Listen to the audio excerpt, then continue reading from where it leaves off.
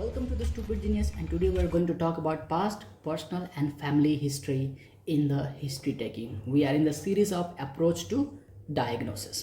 So, इस series में हम ये सीख रहे हैं कि when a patient presents with a clinical sign and symptoms, how we are going to rule out the different possible diagnosis and come to a provisional diagnosis or a diagnosis for the patient. So in this series, I'm trying to teach you what to look for in the patient and what to ask and how to ask. ठीक है. So last lectures में हमने क्या क्या पढ़ा था. So we have talked about कि how we are going to take the this क्या बोलते हैं उसको, personal biodata of the patient, then the clinic chief complaints of the patient, right? Chief complaints, and then we studied कि how to write the history of presenting illness. And now this is time for these three topic. मैंने आपको last बार भी बताया था कि break this history topics into the three parts. जैसे कि ये 3 पार्ट पहले रख लो क्योंकि ये तीनों कनेक्टेड है. जैसे कि पर्सनल मतलब datas, then chief complain of the patient and history of presenting illness. इसमें से आपका लगभग डायग्नोसिस निकल जाता है. Then we are going to move on to the past history, personal history and family history of the patient. ठीक है. So what is this past history? चलो इसको हम हटाई देते हैं. So what is this past history?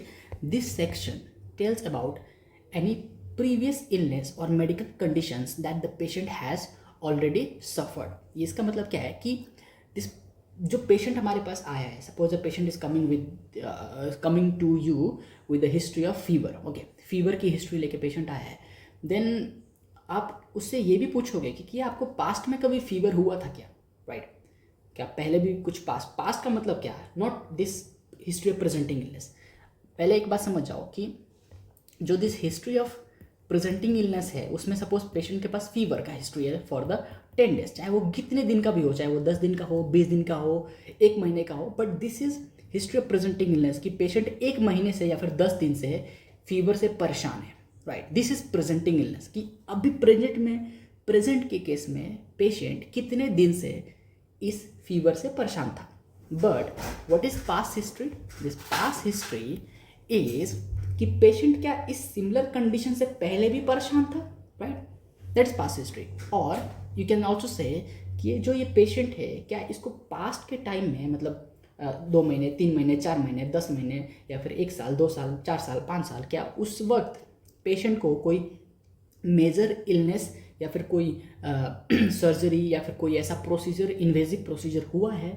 वो उसको हमें पूछना है. क्या पहले भी पेशेंट हॉस्पिटलाइज्ड हुआ है? वो हमें पूछना है. इन case of suppose a child of 4 year, okay, still of a child of a 10 year is coming to you, right? And he ask you for a blood transfusion. ठीक है, क्योंकि उसको थैलेसीमिया है. तो हम जब पास्ट हिस्ट्री लेंगे ना, तो उस पास्ट हिस्ट्री में रिपीटेड ब्लड ट्रांसफ्यूजन के हिस्ट्री आएगी हमारे पास. तुम्हें ये समझ आ जाएगा धीरे धीरे कि जब पेडियाट्रिक्स की पोस्टिंग करने जाओगे ना, and when you will see the patient of thalassaemia, all the patient of the thalassaemia will always have the history of repeated blood transfusion. ठीक है, क्योंकि थैलेसीमिया केस में हीमोग्लोबिन बहुत कम हो जाता है और उस केस में हमें पेशेंट्स को क्या देना पड़ता है?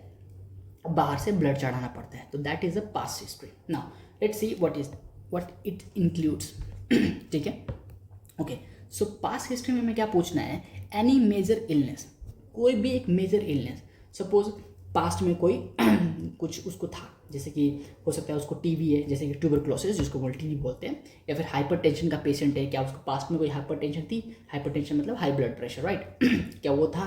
क्या उसको डायबिटीज़ का वो पेशेंट था कभी? क्या उसको अस्थमा था पास्ट में, या फिर टाइफॉइड वगैरह, मलेरिया, जॉन्टिस, और भी बहुत सारी चीज़ें हैं जो कि मेजर इलनेस में आती है, राइट? तो ये सारी चीज़ें आपसे पूछने की है. क्या आपको पास्ट में कभी कोई बड़ी बीमारी हुई है? जैसे अभी रिसेंट हमारा कोविड का टाइम चल रहा था, तो यू विल आस्क पेशेंट क्या आपको कोविड भी हुआ था करके. So what is the question that you are going to ask? Have you ever had any major illness in the past?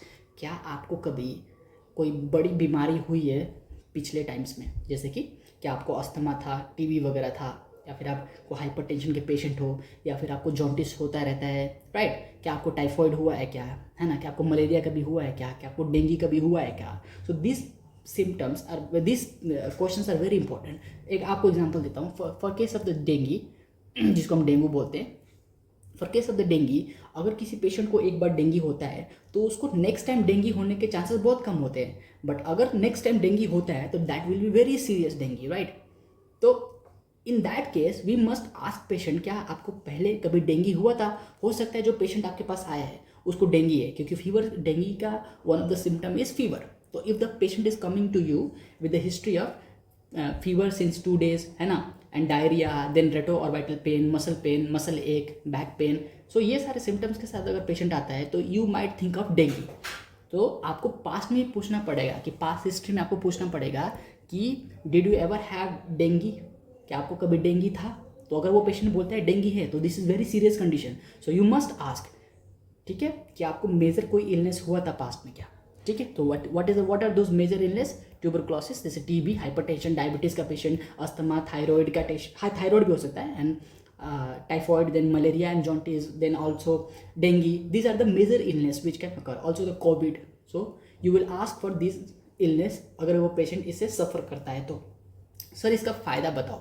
तो फ़ायदा ये है कि अगर हमारा पेशेंट पहले से ही किसी कंडीशन से रिलेटेड है, जैसे कि suppose the patient is coming to you with a history of cough, right, cough since 2 days 3 days, and you will ask the patient कि आपको पास्ट में कभी अस्थमा हुआ था क्या, and he says कि हाँ मुझे अस्थमा हुआ था, तो most probably the patient is again suffering from the asthma और अस्थमा के complications, right, जैसे bronchiectasis वगैरह। तो the patient might have the same disease, जैसे कि वो पहले पास्ट में था, सपोज अस्थमा का पेशेंट आया और पहले पास्ट में अस्थमा था, तो उसको अभी भी अस्थमा हो सकता है, या फिर हो सकता है कि अस्थमा का कोई कॉम्प्लिकेशन हो, ठीक है। So that is the important for this past history. Okay, now see, तो ये तो हो गया if you have any major illness in the past. Again, history of any major surgery और द हॉस्पिटलाइजेशन। सपोज कोई पेशेंट है, आपको आता है, ठीक है, और उसको 2-3 साल पहले उसको वेंटिलेशन पे रखा था, या फिर चलो 6 महीने पहले उसको वेंटिलेशन पे रखा था हॉस्पिटल में। तो आप उससे पूछ सकते हो क्या कि आपको कभी हॉस्पिटल में एडमिट किया था, और एडमिट किया था तो किस लिए एडमिट किया था? क्या वो नॉर्मल उल्टी या फिर डायरिया के लिए किया था, या फिर बुखार के लिए किया था, या फिर कोई तो मेजर सर्जरी होगी इससे किया था? तो you will ask the patient, have you ever been admitted to the hospital, और did you ever had any major surgery और minor surgery? So you will ask this. So what are the examples? Such as appendectomy हो सकता है ना, caesarean section अगर female है तो आप उससे पूछोगे कि आपका बेबी जो हुआ है क्या वो सीजेरियन से हुआ है क्या। टॉन्सिलेक्टोमी हो सकता है, एक्सीडेंटल इंजरी, सपोज एक्सीडेंट हो गया तो उसके लिए इमरजेंसी में एडमिट किया था क्या। So what is the important of this question? So basically whenever the patient is admitted to the hospital, there are some invasive procedures which are done on the patient. उसकी वजह से क्या हो सकता है कि हो सकता है कोई कंटामिनेशन हो जाए, है ना, कंटामिनेशन की वजह से कोई बैक्टीरिया, कोई वायरस, कोई ऐसा टॉपिक, कोई ऐसा चीज़ पेशेंट के अंदर रह जाए जिसकी वजह से बाद में पेशेंट को जाके प्रॉब्लम हो। Suppose example, a patient is undergone appendectomy, open abdomen appendectomy, उसका मतलब पेट खोल के उसको जो अपेंडिक्स है उसको निकाला गया है, और इन केस कोई गॉज पीस, मतलब जो क्या होता है वाइट सा जिससे हम ब्लड को शोक करते हैं, अगर वो पेट के अंदर ही रह गया, होता है ना टीवी में हम देखते हैं, तो सपोज वैसा कुछ पेट के अंदर रह गया, तो उस वक्त तो पेशेंट को कुछ नहीं होगा, but later on the patient might have the stomach एक, उसके बाद कॉम्प्लिकेशंस भी हो सकते हैं, इन्फेक्शन हो सकता है। So that could be one of the reason. तो अगर आपके पास कोई पेशेंट आता है, वो कहता है मुझे पेट दर्द है, तो आप ऑब्वियसली पूछोगे कि क्या कभी पास्ट में आपको कोई मेजर प्रोसीजर हुआ था क्या, राइट। तो ही विल से कि यस मुझे अपेंडेक्टोमी हुआ था, तो आप सोच सकते हो कि हो सकता है उसका कोई कॉम्प्लिकेशन हो। That is the important of this question कि did you ever have any major surgery और have you ever been admitted to the hospital, और वो यस कहता है तो पूछो किस लिए है और कितने दिन के लिए, ठीक है। So will ask why he was admitted and for how long he was admitted, ठीक है। चलो okay, third question that will B can की एनी ड्रग आप ले रहे हो क्या कुछ, क्योंकि जैसे सपोज कोई अस्थमा का पेशेंट है, तो asthmatic patient will keep on taking the steroids, inhalational steroids, ठीक है। हालांकि उसका ज़्यादा कॉम्प्लिकेशन नहीं होता, क्योंकि इनेशनल स्टेरॉइड्स का मतलब सिस्टमेटिक में जाने से 2-3% ही जाते हैं सिस्टमेटिक में, तो उससे ज़्यादा कुछ तो होता नहीं, but still there are chances which can cause some complication. Suppose कोई अस्थमा का पेशेंट आया जो कि स्टेरॉइड्स ले रहा है, ठीक है, तो हम उससे पूछेंगे कि क्या आप कोई दवाई ले रहे हो क्या, और ले रहे हो तो कौन सी दवाई ले रहे हो और कितने सालों से ले रहे हो या फिर कितने दिनों से ले रहे हो। तो you will ask for a regular medicine if a patient is taking, right. Again do you know any allergy, कि आपको किसी चीज़ से एलर्जी है क्या? जैसे कि बहुत सारे लोगों को पेनिसिलिन से एलर्जी होता है, and a lot of peoples also suffer from the seasonal asthma, जैसे कि मतलब सीजन के टाइम में उनको खांसी जुकाम वगैरह हो जाते हैं। तो सीजनल राइनोरिया जिसको हम बोलते हैं कि हर सीजन में जब पोलन ग्रेन बाहर आते हैं तो उनको वैसे उनको नाक बहना स्टार्ट हो जाता है। So that can also be causes. तो वो काफ़ी लोगों को पता होता है कि मुझे सपोज कैट से एलर्जी है, मुझे डॉग से एलर्जी है, मुझे ये दूध से एलर्जी है, मुझे ये है वो है, काफ़ी लोगों को ये पता होता है। So you can also ask for any drug history or allergy. Okay, and this is very important. You must ask the patient, did you have the history of blood transfusion? So what is the important of this blood transfusion? So okay, suppose आज मैं हूँ और मुझे blood की जरूरत पड़े, so I will go to the blood bank and I'll take the blood and I inject it in my body. अब मैं अब ट्रांसफ्यूज कर लूँगा अपने अंदर। So आपको पता है कि ब्लड बॉर्न इन्फेक्शन जो होते हैं जैसे कि एड्स, हेपेटाइटिस, है ना, syphilis, these are the infections which are present in the blood. तो अगर कोई इन्फेक्टेड पर्सन है जिसने क्या किया, ब्लड डोनेट किया है, और चेकिंग के दौरान हो सकता है कि शायद वो चेक ना हो पाया हो, या फिर हो सकता है को मिस चेक हो गया हो, या फिर रिजल्ट अच्छा ना आया हो और उसको पास कर दिया है ब्लड बैंक में, और वही ब्लड मेरे ऊपर चढ़ गई, राइट? तो it can cause the infection that the person was already having. जैसे कि किसी को इन्फेक्शन था एड्स का, उसने ब्लड डोनेट कर दिया और अचानक से वो मेरे अंदर आ गया, राइट? तो मिस गाइडेंस या फिर कैलकुलेशन ख़राब हो गया या फिर कुछ तो गड़बड़ हो गया, उसकी वजह से वो ब्लड मेरे अंदर ट्रांसफ्यूज हो गया। सो द रिसिपिएंट, जैसे कि मैं हूँ इस केस में, I am going to have the same disease, right? So that is the important of the blood transfusion. Again another important can be in case of the thalassaemia. अगर कोई patient आता है आपको पीडियाट्रिक्स का, क्योंकि thalassaemia normally क्या बोलते हैं उसको, डायग्नोस्ड हो जाता है हमारे pediatrics population में। So if a patient is coming to you with a history of repeated blood transfusion, then you can easily diagnose कि इसको थैलेसीमिया है। आप क्लिनिकल फीचर्स भी देख सकते हो, फ्रंटल बोजिंग, उसके बाद नेसल सेप्टल डिफेक्ट होता है, उसको मतलब डिप्रेशन होता है, तो you can easily diagnose that. So that is the important for the blood transfusion history. Okay, history of similar illness, that is first question you must ask. देखो, जब पास्ट हिस्ट्री हम बात करते हैं ना, हम क्या बात कर रहे हैं अभी, पास्ट हिस्ट्री के बारे में, कि पेशेंट को पास्ट में कुछ हुआ था क्या। तो उसमें सबसे पहला क्वेश्चन होता है कि what is the, do you have the similar illness in the past. Suppose कोई पेशेंट आया आपके पास हार्ट अटैक का, ठीक है, तो आप उससे तो यही पूछोगे ना कि पहले कभी हार्ट अटैक आया है क्या, राइट? अगर सपोज कोई जॉन्डिस का पेशेंट आया तो आप अगेन उससे यही पूछोगे कि पहले जॉन्डिस हुआ है क्या, राइट? तो this question is very important. आपको सबसे पहले वही पूछना है कि क्या ये जो आपको बीमारी अभी है, जैसे कि कोई कंप्लेन लेके पेशेंट आया, जैसे कि डायरिया लेके पेशेंट आया है ना, पेशेंट को डायरिया है, तो आप उससे पहला सवाल क्या पूछोगे पास्ट हिस्ट्री में, क्या आपको डायरिया पहले भी कभी हुआ था और क्या आप उसके लिए एडमिटेड हुए थे क्या। तो this is the question you must ask. अब आप इसकी आपके समरी अगर मैं बताऊँ तो पास्ट हिस्ट्री में आपने जो मैंने अभी बातें की 10 मिनट में, वो सब एक ही क्वेश्चन का पार्ट है। मैं अभी आपको बता के एक बार पूछ के बताता हूँ। पहला सवाल, suppose a patient is coming to you with a diarrhoea, तो आप उसकी पास्ट हिस्ट्री ले रहे हो, तो पास्ट हिस्ट्री में आप ये पूछोगे क्या आप पहले भी डायरिया हुआ था, क्या आप पहले भी कि हॉस्पिटल में एडमिटेड थे, क्या आपको कोई मेजर सर्जरी वगैरह हुई थी हॉस्पिटल में, है ना, क्या आप कोई कंटिन्यूसली ड्रग ले रहे हो क्या आपको किसी चीज़ से एलर्जी है क्या आपको कभी ब्लड ट्रांसफ्यूजन कराया है क्या। So these are the 5-6 question that you must ask in the past history, and इसमें सब कुछ आ जाएगा।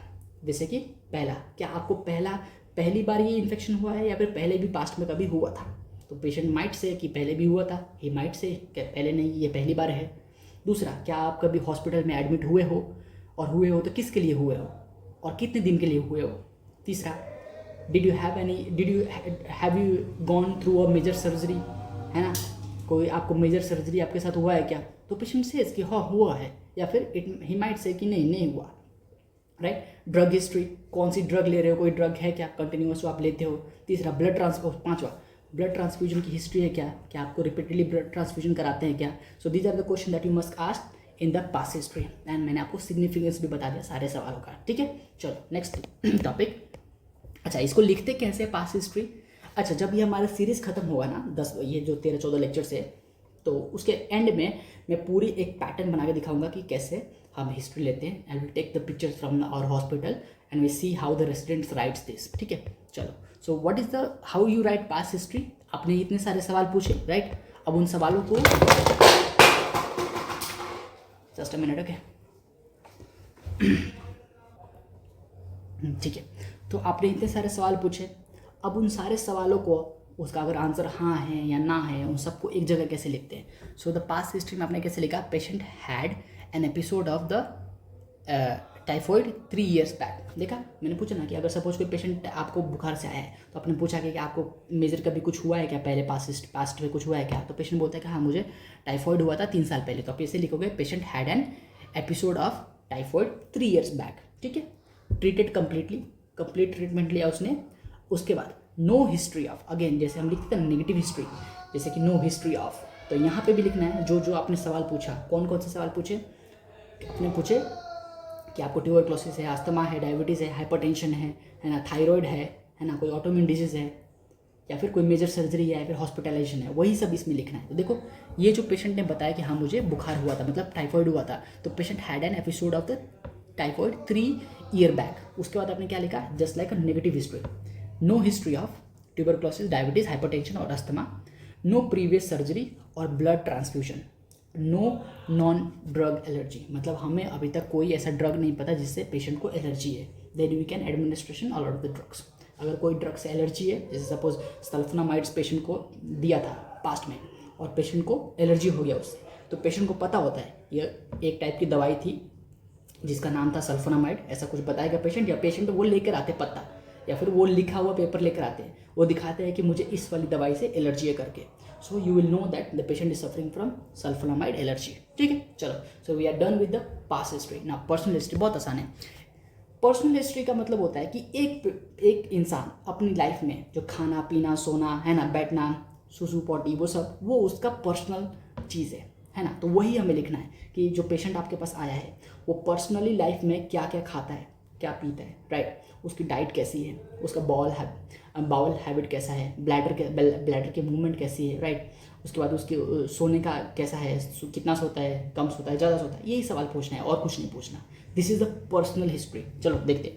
So this part includes detail about the patient daily habits and life style that can affect the health. समझ रहे हो कि patient जो अपनी डे टू डे लाइफ में जो करता है उसकी वजह से उसकी हेल्थ पे क्या इफेक्ट पड़ता है, वो हमें पूछना है पर्सनल हिस्ट्री में। तो पहला ही सवाल आता है एपिटाइट, कि भैया आप कितना खाते हो, कम खाते हो, ज़्यादा खाते हो, आपका खाना कम हुआ है, खाना बढ़ गया है।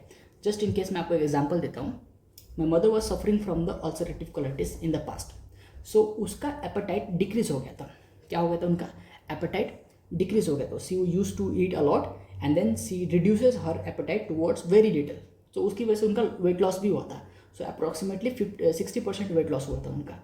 सो हम एपेटाइट में क्या देखना चाहते हैं, क्या पेशेंट का एपेटाइट डिक्रीज हुआ है क्या, या फिर इंक्रीज हुआ है। तो आपको ये पता होना चाहिए कि अगर आपको इन्फेक्शन है, जैसे आपको बुखार ही लगता है, तो आपको बुखार में खाने का मन नहीं करता, तो what is that, that is loss of appetite, यानी कि आपको खाने का मन नहीं कर रहा। ओके, कोई पर्सन बंदा डिप्रेशन में है तो उसको खाने का मन नहीं करेगा, कोई प्यार में है तो उसको खाने का मन नहीं करेगा, है ना।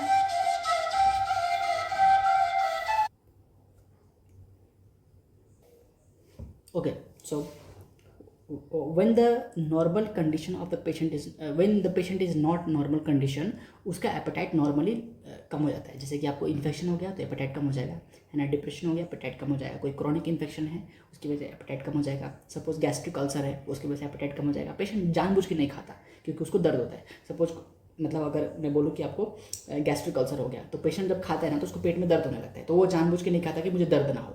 सो that is one of the case. सच में मजाक नहीं कर रहा। जब गैस्ट्रिक अल्सर होता है तो जब पेशेंट का आता है तो उसके बाद पेशेंट का पेट दर्द होने लगता है।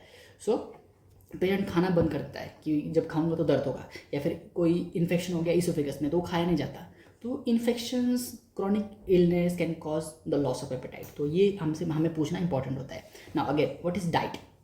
डाइट में आप क्या पूछोगे, क्या वेजिटेरियन हो, नॉन वेजिटेरियन हो, या फिर मिक्स डाइट हो, राइट। हम न्यूट्रिशनल असेसमेंट देखेंगे थोड़ी देर में, जब हम नीचे की तरफ और जाएंगे ना, वहाँ पे जब हम जनरल और भी डाइटरी हिस्ट्री जब लेंगे तो वहाँ पे हम डाइट के बारे में और अच्छी तरह से पढ़ेंगे। पर अभी एक चीज़ यहाँ पे देख लो कि what is the importance of asking patients diet.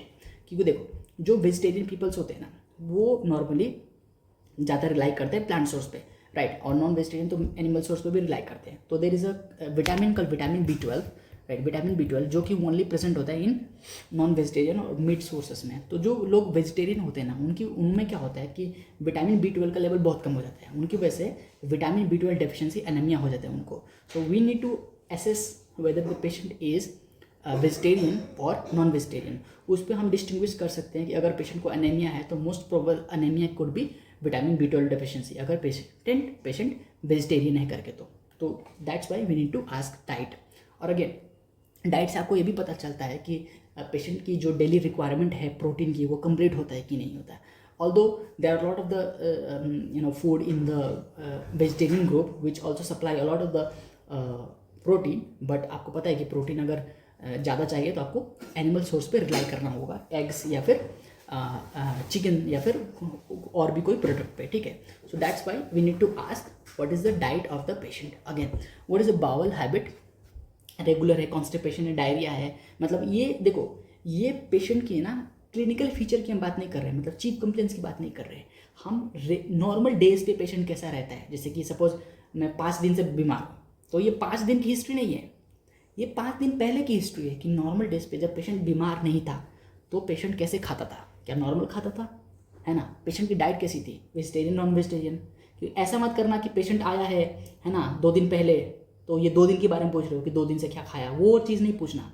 Regularly days पे जब पेशेंट नॉर्मल था, है ना, घर पे था, आराम से चैन की ज़िंदगी जब जी रहा था, उस वक्त पेशेंट का एपेटाइट कैसा था, उस वक्त पेशेंट का डाइट कैसा था, उस वक्त पेशेंट का बावल हैबिट कैसी थी, क्या वो रेगुलरली दिन में 1 बार 2 बार जाता था, है ना, या फिर उसको कॉन्स्टिपेशन की प्रॉब्लम है वो जा ही नहीं पाता, 2 दिन में 1 बार जाता है, या फिर डायरिया है ना, दिन में 4 बार जा रहा है, लूज स्टूल है, कैसा है। तो that is a bowel habit कि रेगुलर है, कॉन्स्टिपेशन है या फिर डायरिया है, that is a bowel habit. Again bladder habit कैसा है कि दिन भर कितनी सुसु करते हो भैया, है ना, 2-4 बार करते हो दिन में, है ना, कि बार बार 10 बार करते हो, जाते रहते हो, सुसु करते हो, क्या बर्निंग मिक्चुरेशन होती है ना, रिटेंशन तो नहीं है। तो what is the significance of this points, जैसे नॉर्मल तो नॉर्मल हो गया, फ्रिक्वेंसी अगर बढ़ गई तो सपोज डायबिटीज़ का पेशेंट होगा, डायबिटीज़ इंसिपिडियस मलाइटस दोनों में यूरिन के फ्रिक्वेंसी बहुत ज़्यादा होती है।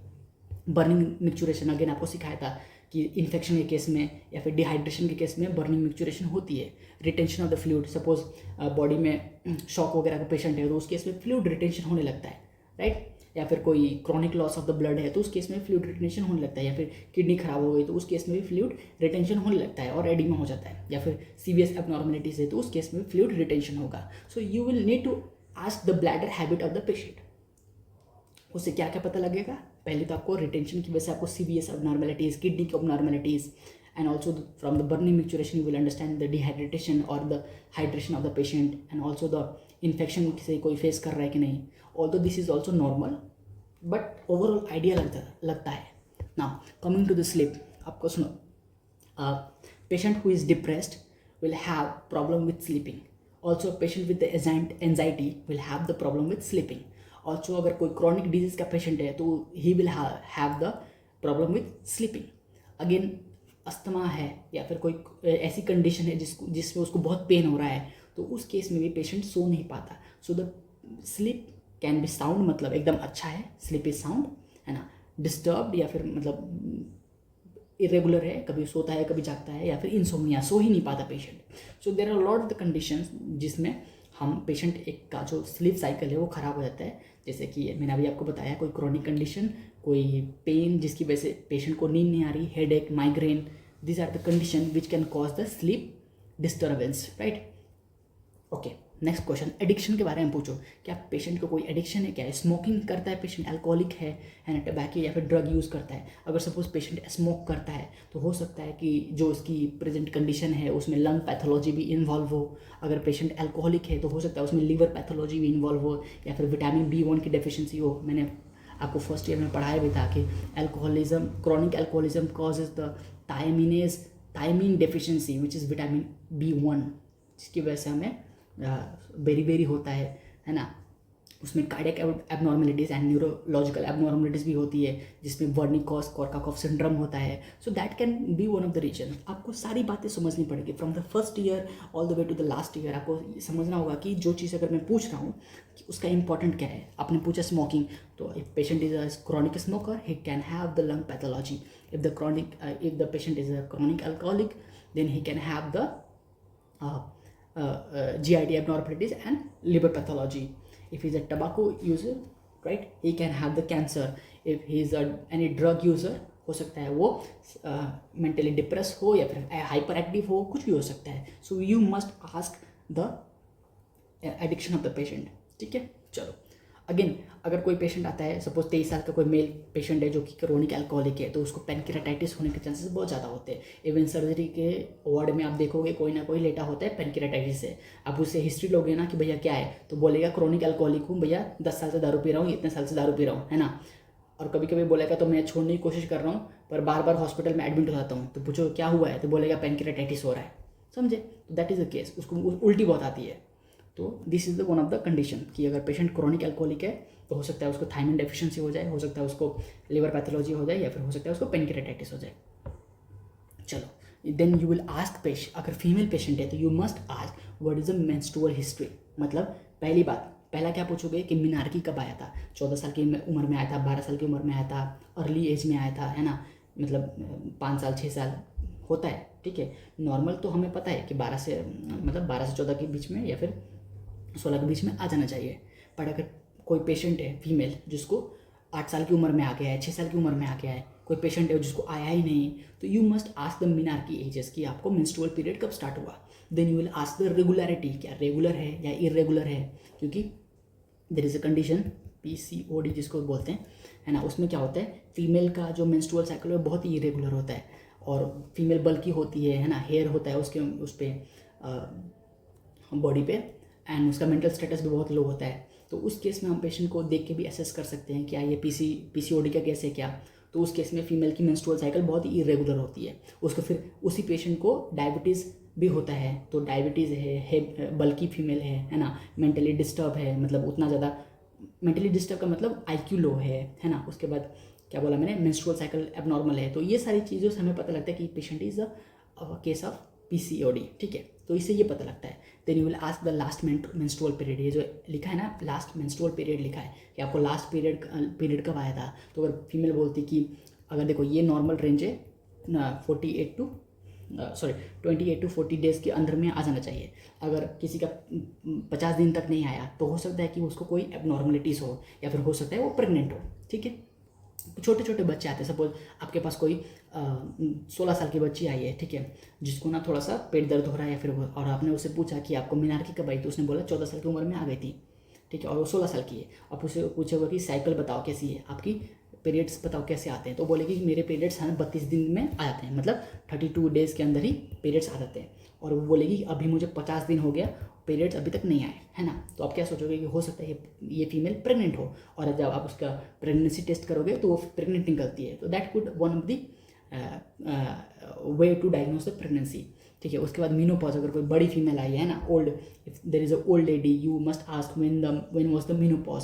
क्योंकि जब मीनोपॉज आता है तो एस्ट्रोजन का लेवल कम हो जाता है. उस केस में बोन की डिफॉर्मिटी से स्टार्ट हो जाती है. तो वो अगर बोन पेन लेकर आई है तो आप उससे पूछोगे क्या मीनोपॉज कब आया था. तो सपोज 60 साल की फीमेल है और बोल रही है कि 45 साल में मीनोपॉज आ गया है, तो क्या एस्ट्रोजन बीच में लिया था या फिर कोई सप्लीमेंट्स लिया था क्या. Then you will understand this.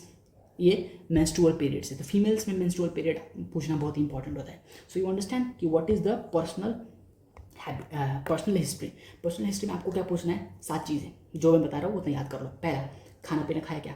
ठीक है. दूसरा, क्या खाते हो, वेजिटेरियन नॉन वेज क्या खाते हो, सुसु करते हो कितनी बार करते हो, पॉटी करते हो कितनी बार करते हो, कैसा होता है, कॉन्स्टिपेशन तो नहीं है, डायरिया तो नहीं है, सोते हो कि नहीं सोते हो, अच्छा सोते हो, सपना आता है लड़की का, हाँ आता है, एडिक्शन है क्या कुछ, सीढ़ी सुट्टा, है ना, ये सब है क्या. उसके बाद अगर फीमेल है तो आप उससे क्या पूछोगे, मेंस्ट्रुअल साइकिल के बारे में पूछोगे. तो these are the personal history जो कि एक पेशेंट की अपनी डेटा होती है. Again this personal history does not belongs to the illness period of the patient. It belongs to the normal life of the patient. कि अगर पेशेंट जब नॉर्मल लाइफ में अपना काम कर रहा था, है ना, बीमार होने से पहले, तो पेशेंट कैसा जीता था, क्या खाता था, है ना, सुसु वगैरह कितनी बार करता था, वॉशरूम कितनी बार जाता था, सोता था कि नहीं सोता था, कोई एडिक्शन है क्या पेशेंट को, मेंस्ट्रुअल पीरियड कैसे है फीमेल की. तो these are the normal scenarios of the patient, not the illness वाला. क्योंकि इलनेस वाला हमने पहले ही कर लिया हिस्ट्री ऑफ प्रेजेंटिंग इलनेस में, तभी तो उसका नाम है हिस्ट्री ऑफ प्रेजेंटिंग इलनेस. और ये जो सिनेरियो हमने आपको बताया ना, इससे हमें एक अप्रोच मिलती है कि हमें किस तरफ सोचना है डायग्नोसिस के लिए. समझ रहे हो मेरी बातें. ये सब आप जब बातें पूछोगे ना पेशेंट से, तो जब आपसे पेशेंट बात करेगा तो यू नो, पेशेंट को तो कुछ नहीं पता कि सर ये क्या फालतू की चीज़ें पूछ रहे हैं, बट यू नो दैट कि अगर पेशेंट कुछ भी बोलता है देन आई कैन अंडरस्टैंड कि अगर ये चीज़ पेशेंट करता होगा तो हो सकता है इसको ये प्रॉब्लम हो, तो you are learning how to approach towards the diagnosis. समझे क्या? चलो, last topic is what is family history. Family history very important, very easy. जो आपने पास्ट हिस्ट्री में पूछा था ना, देखो जरा, ये क्या आपने पूछा, ये आपने पूछा मेजर इलनेस के बारे में, जॉन्डिस है क्या, मलेरिया, टाइफाइड, ये वो ये भी है ना, सीवीएस का पेशेंट, देखो ना, ये मतलब हाइपरटेंशन का पेशेंट, डायबिटीज़ का पेशेंट, अस्थमा का पेशेंट, कि कोई इन्फेक्शन का पेशेंट, उसके बाद ट्यूबरक्लोसिस का पेशेंट, ये एक पर्सनल हिस्ट्री थी, राइट। मतलब एक क्या बोलते हैं उसको, past history of the patient का था। अब हम उसकी फैमिली के बारे में बात कर रहे हैं, क्या फैमिली में ये कंडीशन थी क्या? देखो, हमने 3 चीज़ें पढ़ी, past history, personal history and family history. तो पर्सनल हिस्ट्री में तो वही खाना पीना सोना, सुसु पॉटी, राइट। और पर्सनल पास्ट हिस्ट्री में हमने क्या पूछा कि पेशेंट को क्या पास्ट में कोई डिजीज थी।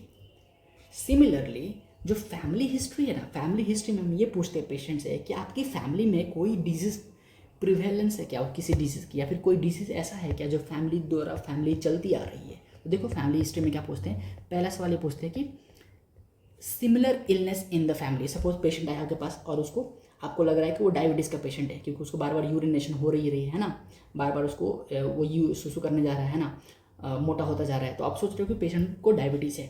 तो आप पूछोगे कि आपके फैमिली में किसी को डायबिटीज़ है क्या, तो बोलेगा हाँ मेरे पापा को है। तो आपका शक और बढ़ जाएगा कि भाई इसका पापा को है, इसको भी होगा। Then you will check the blood sugar level, come out to be higher than the normal range and the patient diagnosed with the diabetes.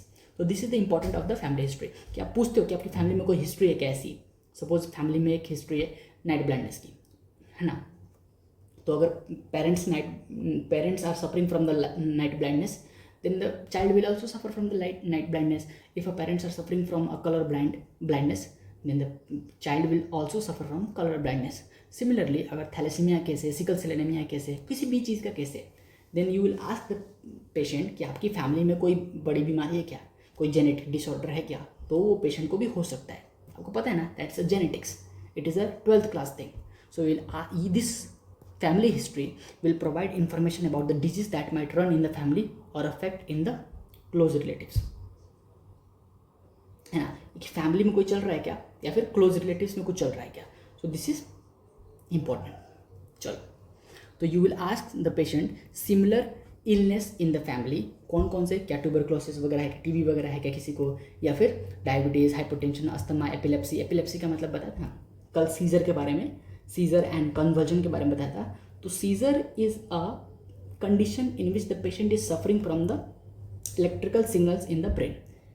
Epilepsy का मतलब होता है the tendency to have the seizure. देखो, epilepsy is a बीमारी जिसमें क्या होता है, there is a tendency to have a seizure, मतलब एक पेशेंट को टेंडेंसी है कि सीजर उसको हो जाए, दैट इज एपिलेप्सी।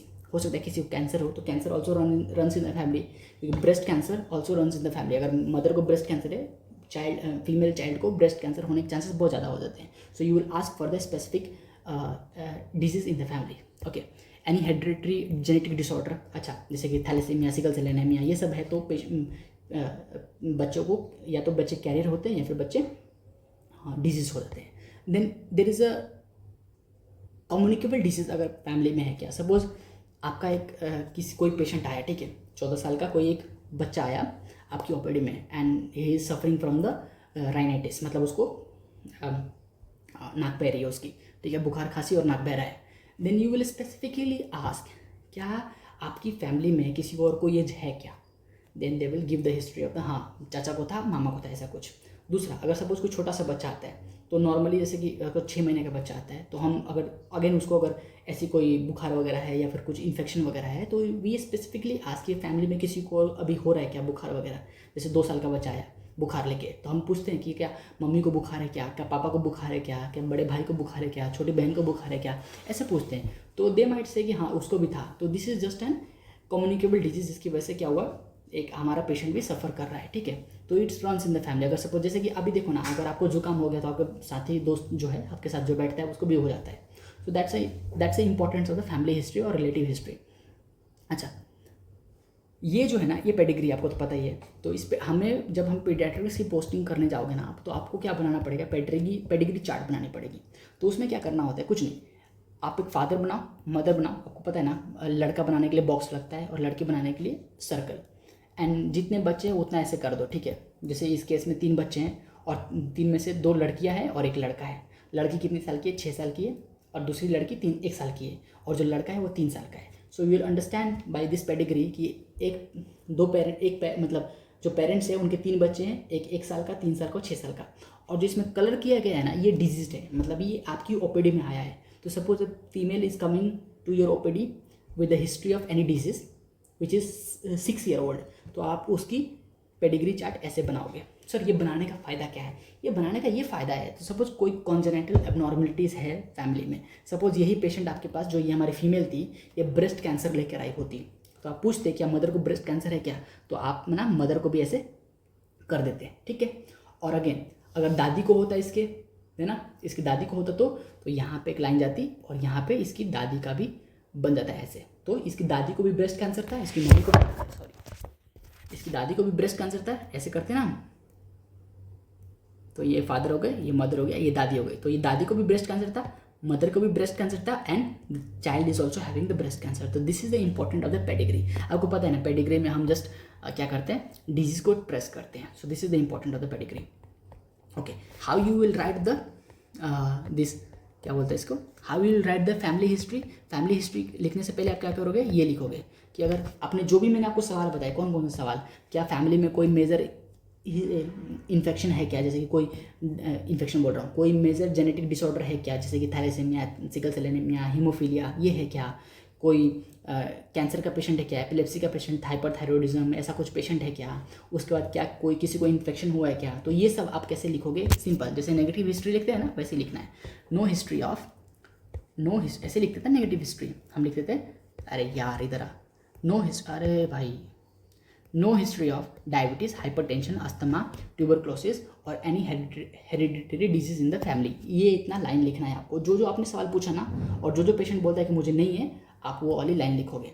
और अगर पेशेंट बोलता है कि हाँ मेरे पापा को हार्ट अटैक हुआ था, तो कैसे लिखोगे, history of heart attack in the family, relation लिख दोगे, रिलेशन फादर, ठीक है। और उसके बाद जो नेगेटिव हिस्ट्री है, जैसे कि जो नहीं हुआ, उसको लिख दोगे, no history of diabetes, hypertension, asthma, tuberculosis, hereditary in the family, ठीक है। अगेन लास्ट में आप क्या बना दोगे, पेडिग्री बना दोगे। Again this is only important for the paediatric population, क्योंकि पेडियाट्रिक्स पॉपुलेशन में क्या बोलते हैं उसको, जेनेटिक अबनॉर्मलिटी ज़्यादा पता लगती है। पर जैसे लोग बड़े हो जाते हैं तो उस वक्त हम जेनेटिक अबनॉर्मलिटीज उतनी ज़्यादा नहीं होती, ऑल्दो होती है, बट ज़्यादातर डायग्नोस्ड पेडियाट्रिक पॉपुलेशन में हो जाती है, ठीक है। So this is very important for the paediatric population. तो जब भी आप बच्चों की हिस्ट्री लेते हो तो उसमें फैमिली हिस्ट्री में ये वाली चीज़ जरूर बनाना है, ठीक है। चलो, सो बेसिकली इसका कुछ इंपॉर्टेंट नहीं है, वही लिखा पड़ा है कि क्या लिखा है, type of history, what to include and examples. जैसे कि पास्ट हिस्ट्री है, मेजर इलनेस होगा पास्ट हिस्ट्री में, मतलब पेशेंट का पास्ट हिस्ट्री, कोई मेजर इलनेस था क्या, सर्जरी हुई है क्या, ब्लड ट्रांसफ्यूजन हुआ क्या, एलर्जी था क्या, है ना, तो वो सब लिखना है, ठीक है। उसके बाद पर्सनल हिस्ट्री में वही एपेटाइट, डाइट, हैबिट्स, है ना, क्या करता है, एडिक्शंस वगैरह कुछ है क्या। और जो ये ऑक्यूपेशन और जो क्या बोलते हैं इसको, एक और चीज़ कहाँ गई वो मैं बताता हूँ, ये ऑक्यूपेशन क्यों लिखा पड़ा है, थोड़ी देर में समझाता हूँ। एंड दिस फैमिली हिस्ट्री में आप लिखोगे कि कोई फैमिली में कोई इन्फेक्शन हुआ है क्या, रिसेंट इन्फेक्शन हुआ है क्या, कम्युनिकेबल डिजीज़, या फिर कोई हेरिडिटरी बीमारी है क्या, या फिर फैमिली में कोई जेनेटिकल डिसऑर्डर था क्या, या फिर डायबिटीज़ वगैरह, हाइपरटेंशन, ये सब था क्या। अब एक और चीज़ आपको समझाता हूँ। यहाँ पे एक चीज़ क्या लिखी पड़ी है कि जो हमने पढ़ा ना ये वाला नॉर्मल, क्या बोलते हैं इसको, पर्सनल हिस्ट्री में, तो पर्सनल हिस्ट्री में हम पेशेंट से एपेटाइट्स वगैरह, तो अब कैसे लिखना, कैसे है, पर्सनल हिस्ट्री, यहाँ पे लिखोगे पर्सनल हिस्ट्री, ठीक है। Appetite normal, diet mixed, bowel and this bladder habit is regular, sleep adequate मतलब अच्छे से सोता है, या फिर स्लीप साउंड भी लिख सकते हो। नो एडिक्शन, किसी चीज़ का एडिक्शन नहीं है। Married with 2 children's and occupation is school teacher. अच्छा सुनो, अगर जब हम क्या बोलते हैं इसको, सोशियो इकोनॉमिक हिस्ट्री नहीं लेते ना, there is also a socio economic history, जिससे हम पता लगाते हैं कि जो हमारा पेशेंट आया है वो कौन सी क्लास में बिलोंग करता है सोसाइटी में। हमें पता है हमारे पास lower class, middle class, upper middle, lower middle, ऐसी क्लासिफिकेशन दी है according to the Kuppuswamy scale. तो उस स्केल में हमें कुछ चीज़ें एसेस करके पेशेंट की सोशियो इकोनॉमिक वैल्यू पता लगानी होती है कि ये पेशेंट किस कैटेगरी से बिलोंग करता है, जो कि मैं आपको बाद वाले लेक्चर्स में सिखाऊंगा। तो अगर वो आप लिखते हो, है ना, बाद की हिस्ट्री में जैसे पीडियाट्रिक्स में लिखना होता है, तो इसकी कोई ज़रूरत नहीं है।